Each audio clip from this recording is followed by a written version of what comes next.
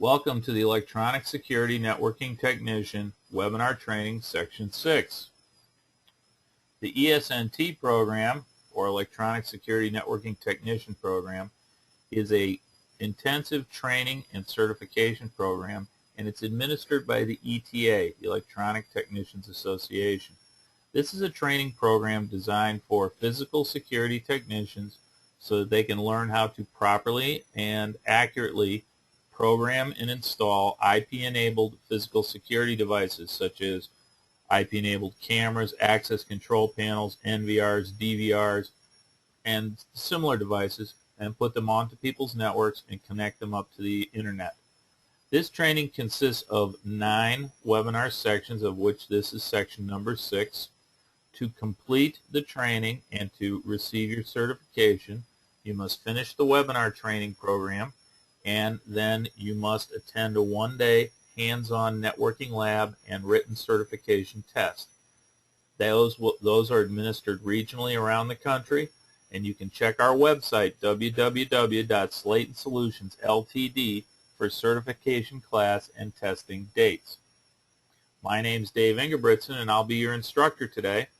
I am ESNT certified, I'm fiber optic certified, I'm Network Plus certified. I've been in the alarm business for 33 years, and for the last 12 years or so I've had my own company, Slayton Solutions, and we provide vendor-independent training in networking and fiber optics for the physical security business. This is webinar number 6, and we're going to talk, this is a pretty short one actually, where we're going to talk about network services. So let's get started and talk about what these things are. Some of the network services have to do with dynamic IP addressing. We've discussed earlier in the webinars how we can have dynamic and static IP addressing.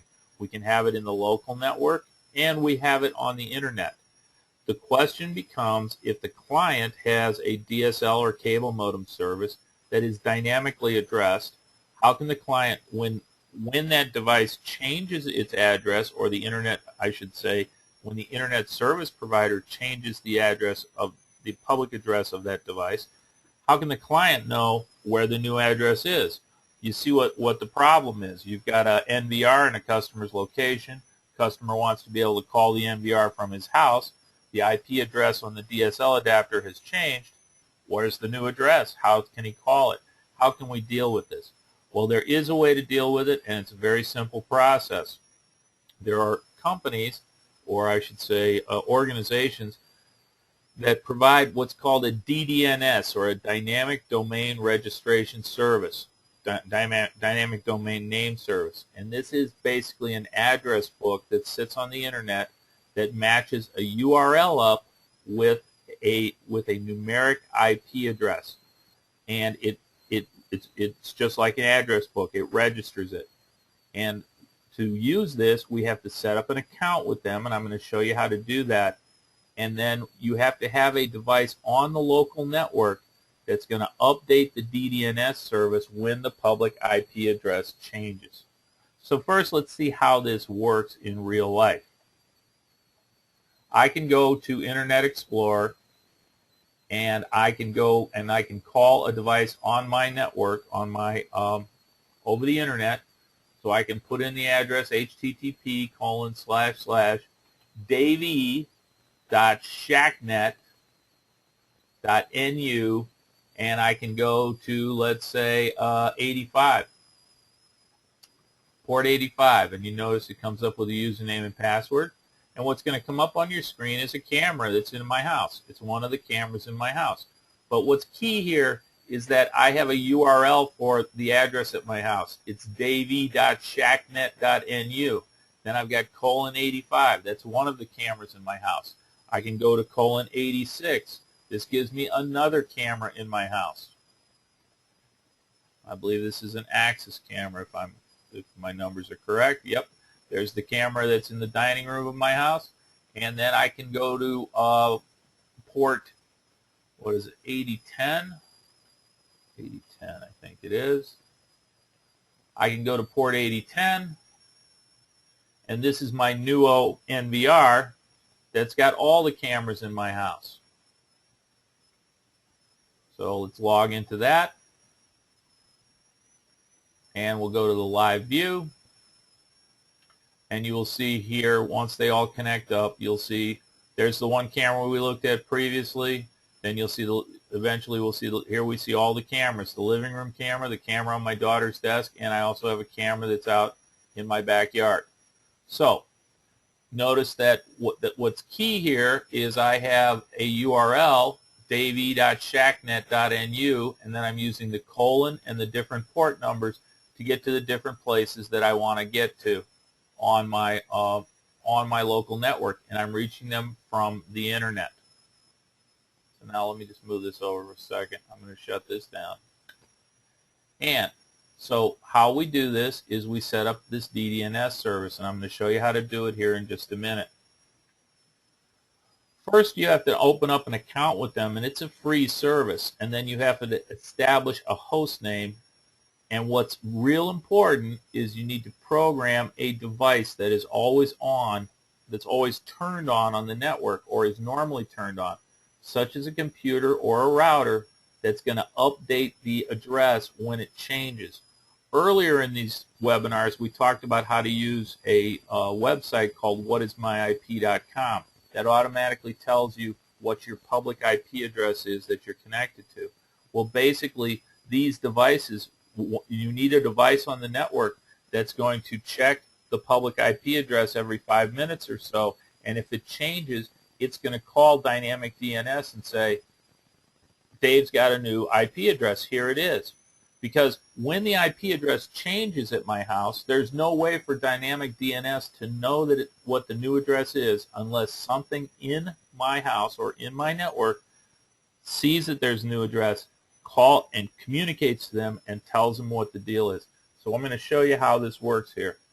First, what you're going to do is you're going to go to the Dynamic DNS website, and I'm on it here, and I've signed on to my account, welcome DJE419, and you see here where I'm looking at my host services, and here you see my host name, dave.shacknet.nu. The service is a host service, and it's got the details. It shows my current IP address, and it shows the last time it was updated, which happened to be today, the day that I'm recording this webinar. Now, if you want to set up a new host name, what you do is you go to Add Host Services right here, and you select for your customer. You can give them a name here, and you have to select one of these suffixes that they've got listed here. So they got DYN, DNS, home.com, free.com, wiki, work, biz, whatever you want to use, but you have to use one of these. These are the ones that are available now. And so you call it, Bob's Body Shop or Tom's DVR.dyndns.info, and that gives them the host name. So you're set up there.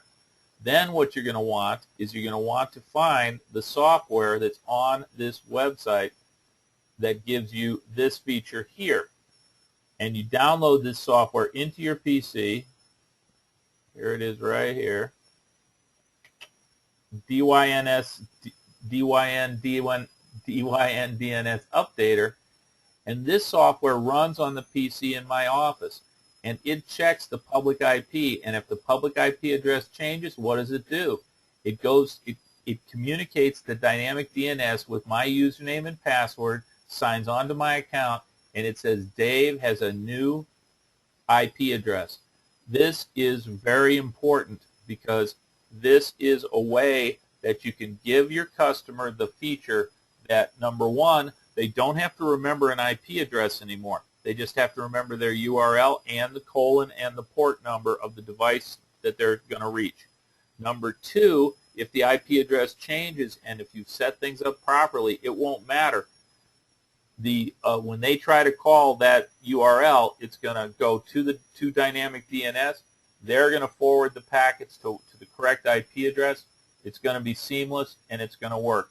I've been using this service for over 6 years, and it works very reliably. So we don't have to tell our customers that they must have static public IP addresses from their internet service provider, which costs a lot more money if we want them to be able to reliably communicate remotely to a DVR, NVR camera, or other physical security device that they might want to reach from their iPhone, from their Droid, from their laptop, from their hotel room, wherever they happen to be. So you want to get set up on this dynamic DNS. There's another company called TZO. You can use them too. Doesn't matter. Doesn't matter to me. Whatever makes you happy. But remember that you need to use this dynamic DNS service so that you can reliably track that IP address, that dynamic public IP address as it moves around. Now, we mentioned it in an earlier webinar, but we want to talk a little bit about Simple Network Management Protocol, or SNMP. You know that Ethernet is not supervised, but what SNMP provides us with is a method that monitors the status, the connection, and the communication of devices on a local network. It uses messages that are called traps and sets and gets. There's some different words here in terms of, like, a community string is like a password for it. And most of the time, basic SNMP is not encrypted, but SNMP version 3 does give us an encryption capability to encrypt the data that is sent. A lot of products now, higher-end products such as Axis cameras, come with SNMP programming capability, and you can program the traps, you can program the messages and where they're going to go to for the camera, so the camera actually can monitor itself and send in periodic I'm OK messages to the SNMP receiving software. Now let's look at how this works. In this case, we've got the SNMP that it's in the network switch, and it's monitoring this IP camera. And let's say the camera's unplugged or the power's disabled, or there's some kind of problem. When that happens, the switch is going to send what's called a trap, and that's an important thing to remember. Going to send a trap message to the IT manager's PC, where he or she is running SNMP monitoring software. Based on how fancy that software is, it can generate emails, it can generate instant messages, it can make the computer beep. Various things can happen to make sure that the alarm or the problem is enunciated. I will mention at this point that there are some manufacturers, such as American Fiber Tech, who make network switches specifically for the security business. They make switches that not only have SNMP, but they also have a monitoring function, and they have voltage, trigger outputs, and relay outputs on their switch itself, so that, for example, if you had that switch in the telecom closet and it was monitoring the security devices and one of the security devices failed, a switch can be thrown and a strobe light starts flashing in the hallway saying, hey, there's a problem in this telecom closet, come look because there's something going on. So this is one of the things that we can monitor with SNMP, and it's an important protocol and it's an important technology to remember. We need to monitor and supervise our devices on the Ethernet network, and SNMP or one of its versions is the way to do that. Now, another network service that's available and is very important is called NTP, or Network Time Protocol. It's critical in video, surveillance video, that we get accurate time stamping of the individual images or the video that we've stored. We don't want it, to be an hour early, an hour late, half hour off, or whatever. We want the exact time. Well, it so happens that on the internet, there are NTP, or Network Time Protocol servers. They're free. You can program a device if the device is on the local network and hooked up to the internet. You can program that device to call out to the NTP server periodically and synchronize up its clock so it's on the exact atomic clock time that all computers around the world work. So it's an important feature because we want to get that time and date stamp on our videos properly. And this also functions with a protocol called ESNT, Simple Network Time Protocol. Now, we've talked about dynamic addressing, we've talked about static addressing. Our dynamic addressing comes out of a device called a DHCP, or Dynamic Host Configuration Protocol server. DHCP servers are built into most all networks. When you buy a Linksys, a Belkin, or a D-Link broadband router, take it home, it's got a DHCP server in it. Now, what are the characteristics of it? The way it works is when you turn your computer on, your computer calls out to the DHCP server and says, hey, I need an address, and I need a subnet mask, and I need the default gateway. And the DHCP server will provide that information to the device that asks for it. And it also gives it a lease time. It'll say this address is good for 12 hours. This address is good for 24 hours. This address is good for a week. These are what we call temporary or dynamic addresses. And your DHCP server will have a programmable field. So it says how many addresses can be issued simultaneously. So let's take a look at the DHCP server on my network at home. So we go to Internet Explorer. We put in the address of my DHCP server.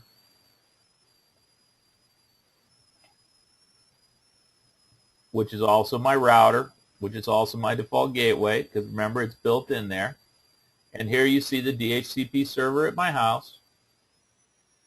And you see here where it's enabled, and it starts at 192.168.1.100, and it issues 9 addresses, and the lease time of 0 means 1 day.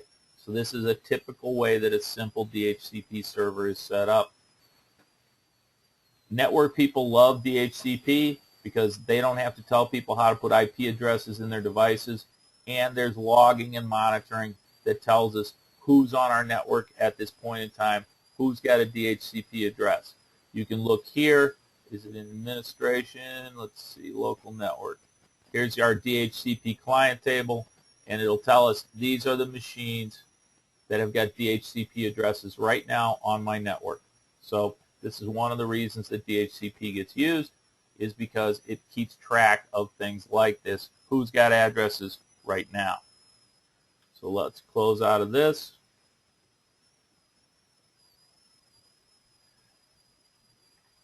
Now, FTP is File Transfer Protocol. FTP, you use it all the time, although sometimes you're not aware you're using it. When you call up and say, I want to get a PDF of a spec sheet of a product or something like that, it's typically sent to you in File Transfer Protocol, or FTP. Now, some IP cameras have the option of using FTP to upload still images from the camera to another PC or to a hard drive on the LAN. Now, I got to tell you, I tried this a couple times, and it doesn't work really well, simply because you end up with a ton of individual images that are time and date stamped. If you don't know the time you're looking for, it can be very hard to figure out what you're looking at, because what you've got is hundreds or thousands of pictures that you have, individual images you have to go through. So it's not real easily used for our applications, but FTP is an important network protocol that's commonly used to transmit data files and that sort of thing over the internet. There are some issues with security on it because it is typically not encrypted. So there's a movement afoot to make for an encrypted FTP situation, and there is a way to do that now so that you can have your files are encrypted as they're transmitted, which would be particularly important over the internet. Now, this happens to be the end of Section 6 of the ESNT webinar training series presented by Slayton Solutions. Remember that there are training and reference manuals that you can purchase, the Technician's Guide to Networking Security Systems and the Technician's Guide to Networking for Security Systems Enterprise Solutions. Those will help you out in studying for your ESNT test. Remember that you have to finish these webinars and attend a one-day class where we do a hands-on lab and we administer the certification test. These books are available at ADI, or you can get them at the Slayton Solutions Ltd website. Now, in your ESNT study guide, if you've purchased one of those, there are PDFs of all the webinar sections. There are the recorded webinars themselves, and there's a quiz for each section. And I highly recommend that you go through those quizzes to make sure that you've learned the information sufficiently so that you'll do well on your test. And you can secure your future in the physical security business by gaining the ESNT certification through this training and certification program. I thank you for watching this webinar, and we'll be moving on to section number 7.